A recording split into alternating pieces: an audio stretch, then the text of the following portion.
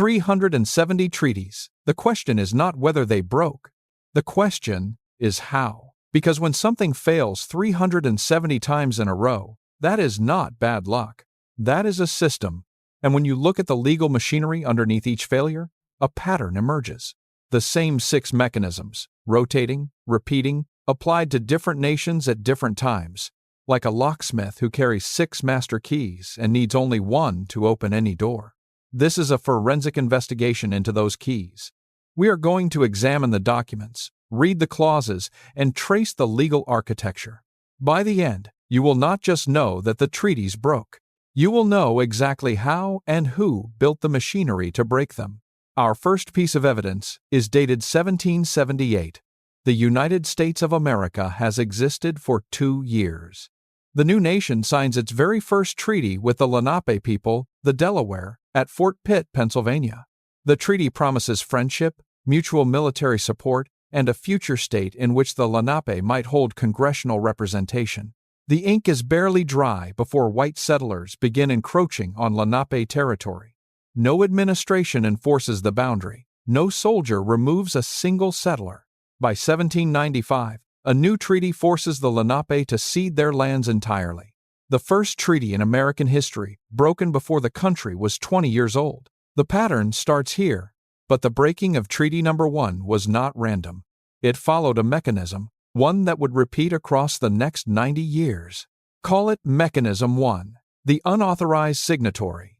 The idea is simple. If you cannot get the right people to sign, find other people.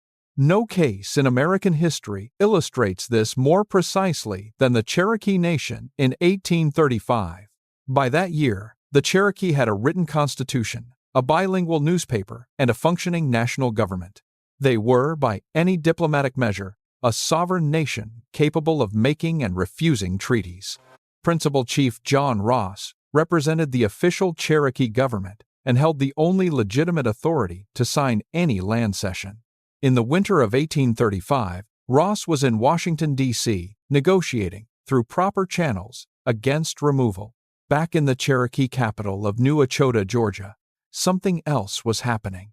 A splinter group called the Treaty Party Men, who believed resistance was futile, had been meeting with U.S. commissioners. On December 29, 1835, approximately 20 to 30 men gathered in a cold hall. The historical record places the number between 20 and 30 out of a Cherokee nation of 16,000 to 17,000 people. That is fewer than 1/5 of 1% of the Cherokee population, a fraction smaller than the margin of error in a modern election poll. These men had no authorization from the Cherokee National Council. They had no authorization from Principal Chief Ross. They signed anyway. A handful of signatures, one nation's homeland gone. The document they signed ceded all Cherokee territory east of the Mississippi River. It promised $5 million, roughly $150 million in today's purchasing power, and land in present-day Oklahoma. When John Ross learned what had happened, he returned immediately and organized a national response. The Cherokee National Council voted to reject the treaty on February 1, 1836. They submitted a protest petition to the United States Senate. That petition bore 15,665 signatures, nearly the entire Cherokee Nation, recorded by name. Imagine a document the length of a city block, covered in ink, thumbprints, and names, delivered to the U.S. Senate chamber. The Senate looked at 15,665 signatures against, and a handful of signatures in favor, and ratified the treaty 31 to 15-1 vote above the required 2/3 threshold. 3 years later, the U.S. Army arrived with bayonets and rounded up 16,000 Cherokee people. The march that followed the Trail of Tears killed an estimated 4,000 of them, all of it authorized by signatures, with no legal standing. The U.S. Senate knew this. The margin of 31 to 15 tells you they knew it. One more senator voting no, and the treaty would have failed to reach 2/3. They ratified it anyway. Now we open the second case file. The date is July 1852. Location: the United States Senate Chamber, Washington, D.C. The gallery is empty. The press is absent. The doors are closed. The Senate is meeting in secret session. This is Mechanism 2, The Secret Archive. 2 years earlier, in 1850 and 1851, U.S. commissioners had traveled through California, negotiating treaties with 119 tribal nations. These were not minor agreements. They covered what would become 19 separate reservations, totaling 11,700 square miles. To give you scale, 11,700 square miles is approximately 1/7 of California's total land area, roughly the size of the entire state of Maryland set aside as permanent homeland. Leaders of the Pachanga Band of Luiseno, the Agua Caliente Band of Cahuilla, the Diegueño, and more than 100 other nations had signed these documents in good faith.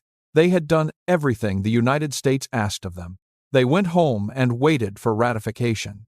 In that closed Senate chamber, in July 1852, senators voted unanimously to repudiate all 18 treaties. Every single one. Unanimous. And then they did something that transforms this from a political betrayal into something closer to a conspiracy. They placed the documents under an injunction of secrecy. The treaties were locked in a federal archive. The tribal nations who had signed them were never told. Not that the Senate had voted, not that the lands were gone, not why. They simply heard nothing. That silence carries different meaning depending on who experiences it. Leaders waiting for news that never arrives, seasons passing, messengers finding nothing, the land around them filling with settlers who do not acknowledge any boundary. The salt air off the California coast, the oak groves, the river valleys. All of it filling with strangers and no legal document to point to. Because the documents are locked in Washington. The injunction of secrecy held for 53 years. The treaties were not unsealed until 1905, more than half a century after the nations who signed them were left landless. By 1870, California's indigenous population had fallen from approximately 150,000 people to 30,000. That is a collapse of 80% in roughly 20 years, the population of a modern, mid-sized American city gone. In the legal vacuum created by those sealed documents, California's indigenous peoples had no treaty protections, no recognized land, no standing. The land subject to those 18 repudiated treaties was instead sold by the U.S. government. The revenue funded the land-grant universities established by the Morrill Land Grant Act of 1862, the same institutions that still operate today. The University of California system, built, in part, on land that was secretly taken from 119 nations who were never told. The campuses are still there. We have seen two mechanisms: unauthorized signatories and secret archives. Both required active deception, finding the wrong people to sign, hiding the decision to repudiate. Mechanism 3 required no deception at all. It was done in plain sight, in a single paragraph, buried in a bill about something else entirely. The date: March 3, 1871. 1871 is the year the United States of America officially ended the practice of making treaties with native nations. Not through a debate, not through a constitutional amendment, not through a formal vote on the question. Through a rider. A rider is a short provision attached to a larger, unrelated piece of legislation, a legal hitchhiker, that gets passed because removing it would kill the whole bill. In the final hours before Congress adjourned that day, the House of Representatives attached a short paragraph to a routine Indian Appropriations Act funding bill. The House had no constitutional authority over treaties. Treaties are made by the executive branch and ratified by the Senate. The House had spent decades watching Indian affairs be decided without them, without their vote, without their patronage, without their ability to open tribal lands to their constituents. This was not policy. This was a power grab. Western states' representatives wanted indigenous land open to settlement, and the treaty process stood in their way. The rider fixed that. In a few dozen words, it declared that no future agreement with any native nation would be recognized as a treaty. It passed without a recorded vote on yeas and nays. Senator Eugene Casserly, Democrat of California, stood and warned his colleagues exactly what was happening. He called it, in the Senate record, the first step in a great scheme of spoliation. Spoliation, the legal term for the deliberate destruction of evidence or property. He was right. no one stopped it. President Ulysses S. Grant signed the Appropriations Act into law on March 3, 1871. 93 years of nation-to-nation diplomacy ended in a paragraph nobody voted on. Every future obligation the United States owed to tribal nations would now be unilateral. The government could rewrite the terms alone. A paragraph, 93 years, gone. The rider was written to apply only to future agreements. Existing treaties, the law said, would remain in force. That protection would not last long, because there was still the question of what to do about the 370 promises already made. Mechanism 4 had been hiding in the treaty documents themselves all along, a legal time bomb embedded in the language. Call it the conditional termination clause. Many treaties were written with rights that did not expire by date, but by circumstance. Language like, "These rights shall continue so long as the land remains unoccupied," or "until the territory becomes settled." At the time of signing, such language seemed safe. The land was theirs. But as settlers arrived, as territories became states, as cities grew where buffalo had grazed, those conditional clauses began to detonate. The 1868 Fort Laramie Treaty with the Crow tribe guaranteed hunting rights in territories outside their reservation. Decades later, when Wyoming sought to prosecute a Crow Nation member for hunting in what is now Wyoming, the state made a specific legal argument. Wyoming statehood, the state argued, constituted occupation of the land. Therefore, the hunting rights in the treaty had simply expired automatically, with no congressional action required. The right vanished, not because anyone voted to take it. It vanished because a clause in the original document could be reread. Legal scholars have identified this as a distinct category of treaty failure, a termination point that requires no political act, no legislation, no signature. The right simply runs out, like a lease clause nobody noticed. The Crow Nation case eventually reached the United States Supreme Court in 2019 as Herrera v. Wyoming. The court ruled in favor of the Crow Nation, but the mechanism had existed, unexamined, for over a century. How many other treaties contained language like this, still waiting for the right legal argument to expire them? That question has no closed answer. The clauses are still there. The investigation now reaches its most important exhibit. 4 mechanisms examined: unauthorized signatures, secret archives, legislative riders, conditional clauses. Each one required some specific circumstance. Some could be challenged. Some could be reversed. Mechanism 5 made all of that irrelevant. The year is 1903. The Supreme Court of the United States is about to issue a ruling that, in a single opinion, retroactively legalized every broken promise in American history. The case is Lone Wolf versus Hitchcock. The court established what lawyers call the plenary power doctrine. In plain terms, Congress may unilaterally abrogate any Indian treaty at any time, for any reason, without tribal consent. Not renegotiate, abrogate, erase. This was not a new power the court created. The court said Congress had always had this power, which means every treaty ever signed with a native nation had always been, legally, a revocable promise. The moment the ink dried, Congress retained the unilateral authority to unmake what had been signed. Imagine signing a mortgage where the bank, at any moment, can declare the terms void, and the Supreme Court has ruled the bank was always allowed to do that. Your signature was never equal to their signature. The treaty was never a bilateral agreement in the eyes of the law. It was a permission slip that the grantor could revoke at will. 370 permission slips. Mechanism 5 did not just cover future treaty breaks. It covered every past violation as well: the unauthorized signatories, the secret archives, the legislative riders. All of them, retroactively, constitutional prerogatives of Congress. Senator Casserly had called it a scheme of spoliation in 1871. In 1903, the Supreme Court turned that scheme into settled law. Mechanism 6 arrived quietly, as these things often do. Abrogation by statute. Courts had accepted that Congress could modify or override Indian treaty provisions through any subsequent legislation containing clear statutory language touching tribal lands. It did not need to be an Indian Affairs bill. Any routine act, a mining law, an appropriations bill, A Homestead Act could silently override a treaty clause if its language was clear enough.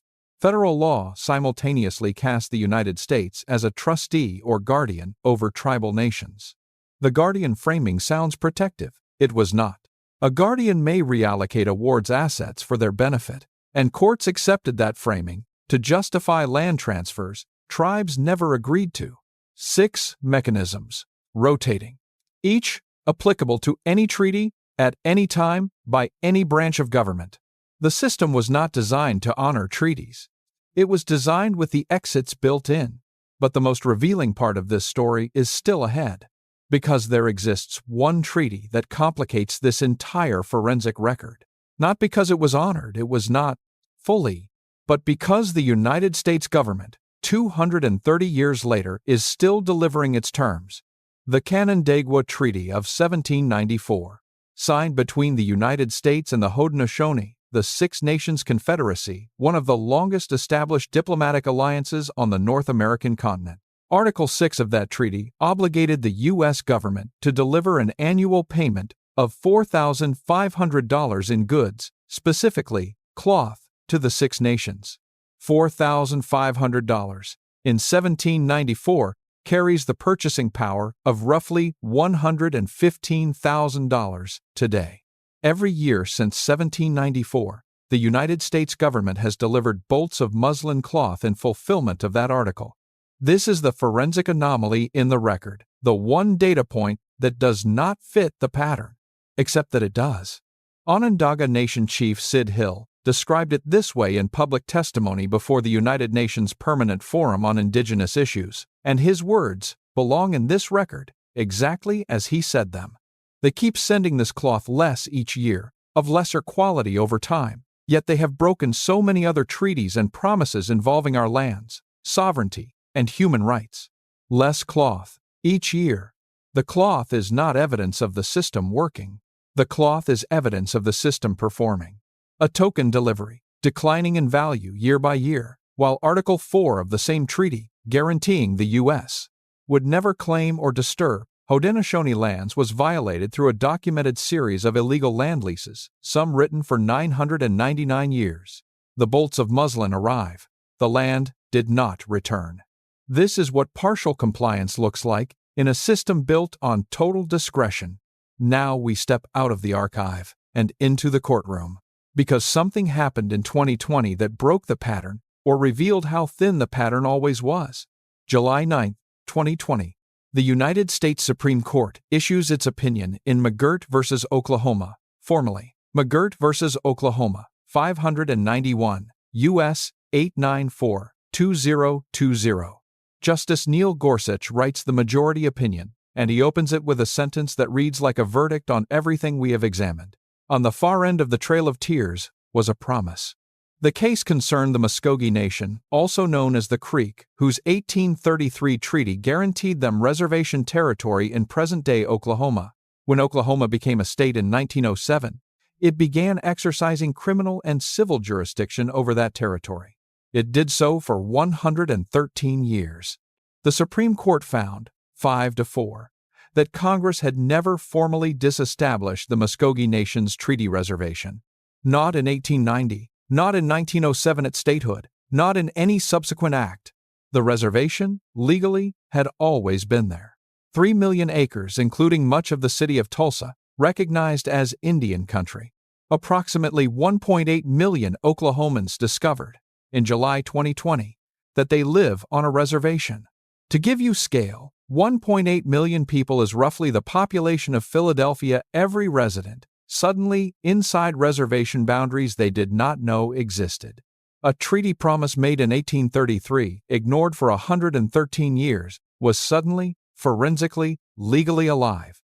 Justice Gorsuch continued, "Because Congress has not said otherwise, we hold the government to its word. Hold the government to its word." In 230 years of American treaty law, no sentence more precisely names what had been refused. 113 years. Still there. McGirt v. Oklahoma did not fix 370 broken promises. It fixed one partially, in criminal jurisdiction, subject to ongoing legal challenges. Oklahoma immediately began contesting the ruling's implications in subsequent cases. The state has, since 2020, systematically argued for narrowing McGirt's reach in every possible jurisdiction. The mechanisms do not stop. They adapt. Mechanism 5. Plenary power remains the law of the land. Congress retains the authority, today, to abrogate any existing Indian treaty by passing clear statutory language. No tribal consent required. No constitutional amendment. Just a bill. The conditional termination clauses are still embedded in treaty documents that legal scholars are still reading. The 18 California treaties, unsealed in 1905, 120 years ago, created no reservations. The 11,700 square miles of promised homeland was never returned. The Pechanga Band, the Agua Caliente Band, the Diegueño, they have tribal territories today, established through later processes, but not the land promised in those 18 documents. Not the 1/7 of California that was unanimously and secretly taken in a closed Senate session in July 1852. The archive is open now. The documents are readable. The land is not back. This is the distinction the forensic record forces us to hold. Knowing the mechanism is not the same as reversing it. We have opened 6 case files in this investigation. Mechanism 1. Unauthorized signatories. A fraction of a nation signing for the whole. Mechanism 2. Secret archives. 119 nations sealed out of their homelands for 53 years. Mechanism 3. The legislative rider 93 years of treaty-making ended without a recorded vote, buried in an appropriations bill. Mechanism 4. Conditional termination clauses rights that expired automatically when the surrounding world changed, with no political act required.